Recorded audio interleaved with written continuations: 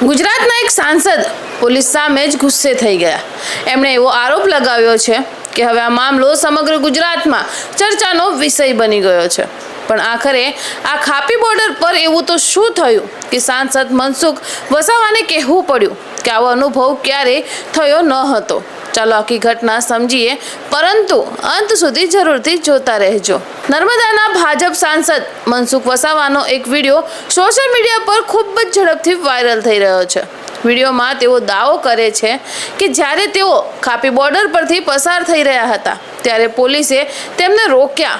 મનસુખ વસાવાના કહેવા મુજબ તેમણે પોતાની ઓળખ સાંસદ તરીકે આપી હોવા છતાં તેમને આગળ જવા દેવામાં આવ્યા ન હતા।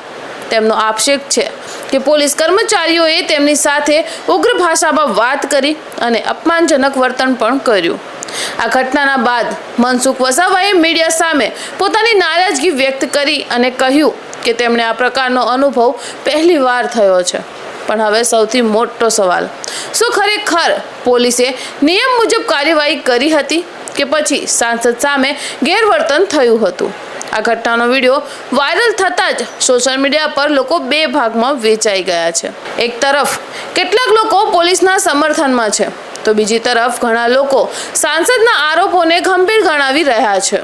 હાલમાં આ મામલે બંને પક્ષોની વાતચીત ચર્ચામાં છે અને ઘટનાને લઈ વિવિધ દાવા પ્રતિદાવા થઈ રહ્યા છે। જો આ કેસમાં પોલીસ અથવા વહીવટ તંત્ર તરફથી કોઈ પણ સત્તાવાર સ્પષ્ટતા અથવા નવી માહિતી સામે આવશે તો અમે તમને જરૂરથી અપડેટ આપીશું।